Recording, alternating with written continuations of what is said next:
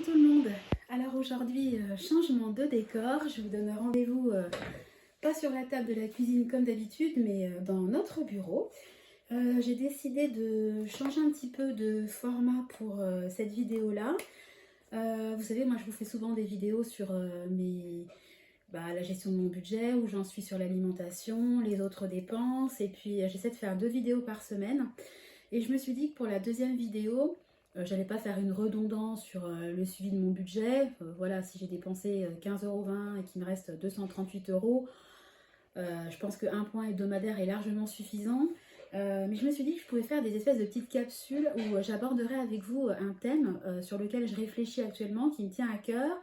Et ça serait en fait sous forme d'échange, forcément en décalé.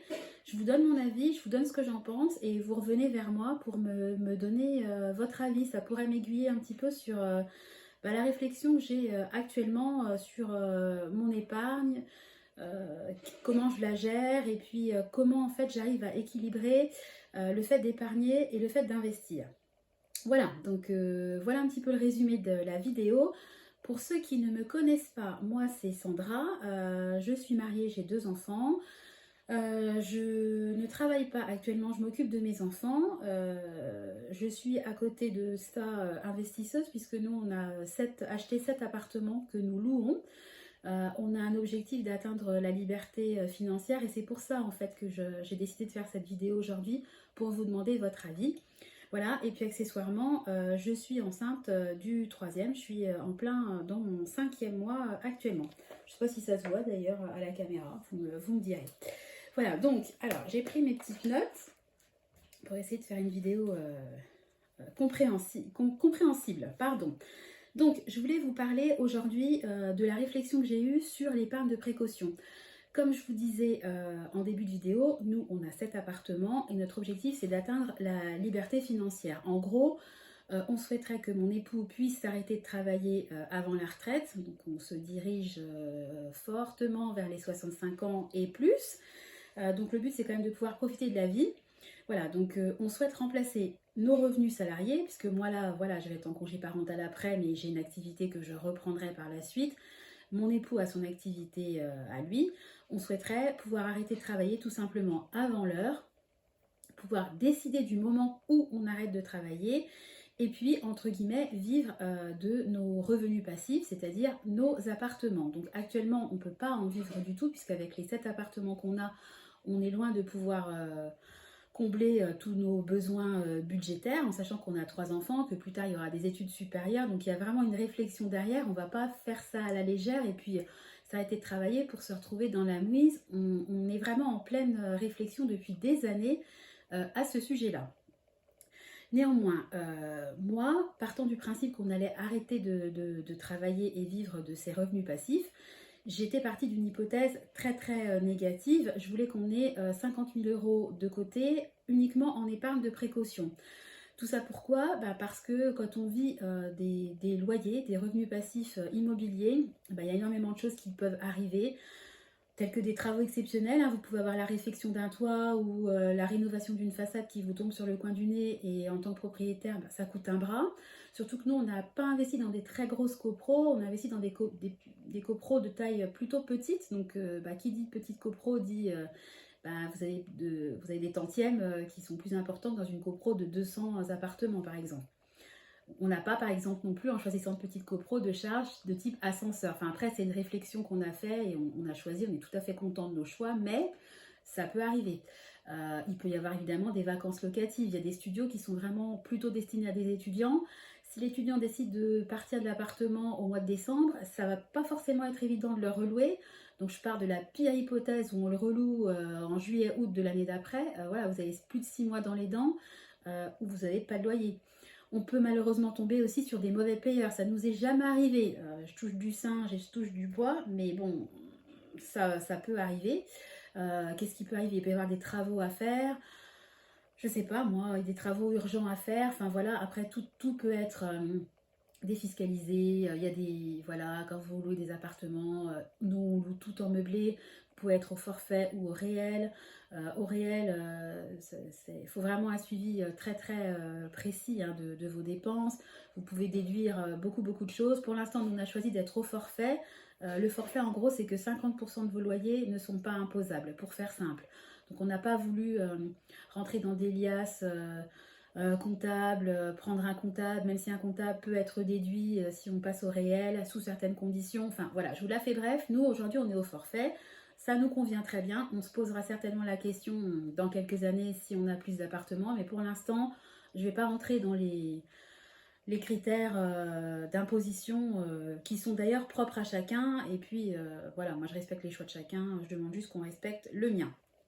Donc, j'en viens donc à mon sujet. On avait décidé d'avoir 50 000 € d'épargne de précaution. Sauf qu'en réfléchissant, je me suis dit, est-ce que ces 50 000 €, ils sont vraiment nécessaires? Puisque l'épargne de précaution, vous savez, vous avez le fameux fonds d'urgence, en général, les gens commencent par ça. Vous mettez 1 500 € de côté pour vraiment pouvoir pallier à des gros frais dentaires qu'il faut avancer, une panne urgente de voiture et ça vous coûte 1 000 €, il faut les sortir. Ça, c'est vraiment le fonds d'urgence. Et puis l'épargne de précaution, c'est un plus gros montant. On dit que voilà, ça va de 3 mois de dépenses à 1 an de salaire. Hein, c'est vraiment en fonction de votre situation, si vous êtes célibataire, marié, si vous avez des enfants, si vous êtes auto-entrepreneur ou en CDI, dans l'administration. Enfin, il y a énormément de paramètres qui rentrent en compte. Mais bon, c'est une somme assez conséquente qui permet de voir venir en cas vraiment d'accident de la vie, de perte de l'emploi. Des fois, vous ne retrouvez pas un emploi comme ça en claquant des doigts. Et puis des fois, malheureusement, au bout de 2 ans, vous vous retrouvez à tirer la langue parce qu'il n'y a plus d'indemnité chômage. Enfin, il peut vous arriver énormément de choses et c'est une épargne que je conseille, que je préconise à tout le monde parce que voilà, ça vous fait une sécurité et même psychologiquement, vous savez que vous avez de quoi faire en cas de besoin. Donc moi, je m'étais mis un montant de 50 000 €. Sauf que j'ai réfléchi et que je me suis dit, c'est une très grosse épargne. C'est normal d'avoir une grosse épargne quand on n'est pas salarié et qu'on est dépendant de revenus qui ne dépendent pas de nous, entre guillemets, ça dépend des locataires. Mais je me suis quand même dit, l'épargne de précaution, ça peut te servir en cas de réparation de voiture, ça peut te servir en cas de gros travaux dans les appartements, il faut sortir, je sais pas moi, 5 000 €. Voilà, ça peut te servir si demain tu as en même temps ton micro-ondes, ta machine à laver, ton frigo qui pète, tu remplaces ton électroménager. Ça peut te servir si demain tu as un gros problème et qu'il faut rénover une grosse partie du toit de ta maison et qu'il faut avancer, il faut payer tout simplement l'argent. On a un chien, il peut très bien avoir une opération. J'ai vu des forums dernièrement, d'ailleurs je ferai une vidéo là-dessus, où il y a des frais qui vraiment peuvent s'élever à plusieurs milliers d'euros pour un animal. Bon, il faut les sortir. L'année dernière, on a eu le cas, il y a eu une grosse régule d'impôt qui est tombée au retour des vacances. Il faut être capable de sortir l'argent. Donc l'épargne de précaution, pour moi, ça sert à ce type de dépenses. Sauf que moi, j'ai d'un côté une épargne de précaution, parce que j'ai complété mon fonds d'urgence, donc là j'ai attaqué l'épargne de précaution, mais j'ai à côté de cette épargne de précaution une épargne pour la voiture, spécifique pour les travaux de réparation, puisque j'en ai une autre pour racheter une autre voiture, mais pour moi, elle ne rentre pas dans ce cadre-là. Moi, l'épargne de précaution, c'est en cas de travaux de besoin. J'ai une épargne pour les travaux des appartements, j'ai une épargne pour l'électroménager, une épargne pour la maison, une épargne pour mon chien, une épargne pour les régules. Enfin, j'ai énormément d'épargne. Donc, je me dis, est-ce que il faut que j'ai à la fois 50 000 € de côté, plus les autres épargnes de précaution? Je pense que là, ça fera quand même un peu trop d'épargne. Il ne faut peut-être pas exagérer. Donc, je me suis dit, on a eu une réflexion et on s'est dit, on pourrait peut-être faire une épargne de précaution qui s'élève à 15 000 €. C'est quand même une somme plutôt pas mal. Et garder à côté nos fonds d'épargne, voiture, appartement, électroménager, etc. Comme ça nous ferait une espèce de balance, mais on n'aurait pas une épargne qui va s'élever, si vous voulez, au final, si je remplis mon épargne de précaution 50 000 plus mes fonds d'épargne, par exemple pour l'épargne appartement, on souhaiterait avoir 3 mois de loyer. Ça gonfle vite l'épargne, donc je ne vais pas me retrouver non plus à avoir 80 000 € d'épargne, je trouve ça à un moment donné ridicule. Donc on s'est dit qu'on allait partir dans un premier temps sur 15 000 € d'épargne de précaution, continuer de remplir nos autres épargnes sécuritaires, on va dire, et puis au lieu de gonfler jusqu'à 50 000 € l'épargne de précaution, on allait mettre cet argent-là dans une épargne spécifique pour acheter l'appartement numéro 8. Puisque nous, vous savez, on ne souhaite plus faire d'emprunt immobilier, on souhaite acheter cash. Et en fait, notre équilibre, l'équilibre qu'on souhaite trouver, c'est un juste milieu entre épargner, se sécuriser le plus possible et continuer d'investir. Et c'est clair qu'on va pas pouvoir avoir, on va pas pouvoir non plus, il va falloir faire un choix si vous voulez. Et comme notre objectif ultime, c'est quand même de pouvoir arrêter de travailler avant l'heure, on se dit qu'on va peut-être réduire un peu l'épargne de précaution qui restera conséquente, hein, parce que entre l'épargne de précaution et toutes les autres épargnes qu'on a, ça fera quand même un gros montant à la fin, mais ça nous permettra de continuer à investir plus rapidement, parce que rien que pour atteindre 50 000 €, ça va mettre des années, ça va nous bloquer dans l'investissement, puisque nous, on ne veut plus avoir du tout à faire d'emprunt. Donc on veut trouver un juste équilibre au niveau de investissement et puis économie.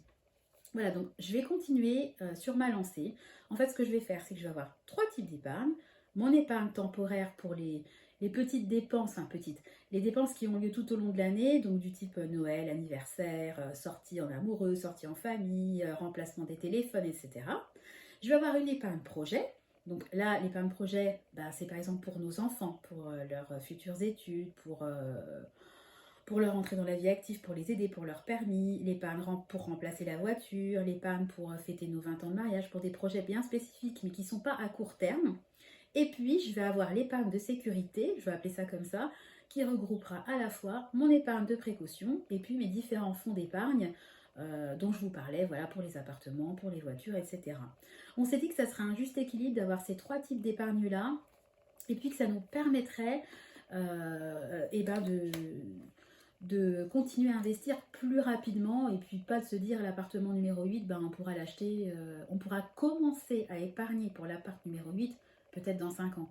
Ça fait loin pour nous et on a quand même envie d'avancer et c'est vrai que c'est plaisant de commencer à épargner, même si on sait qu'on ne va pas acheter l'appartement dans 6 mois, mais je trouve que c'est plaisant aussi de commencer à épargner pour un projet de vie même, puisque c'est vraiment notre objectif numéro 1, c'est vraiment d'atteindre la liberté financière et également la sécurité financière. Voilà, donc je voulais vous donner un petit peu, partager avec vous la réflexion qu'on a eue dernièrement.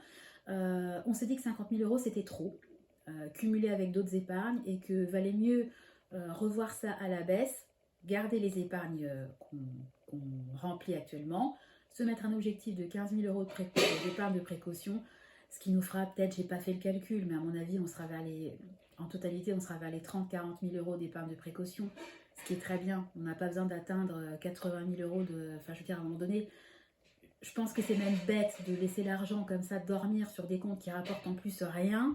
Je veux dire, si j'ai 30 000 € en plus, bah, je préfère utiliser 30 000 € pour acheter l'appartement numéro 8 que de me dire « Ah, j'ai 30 000 € de plus au cas où ».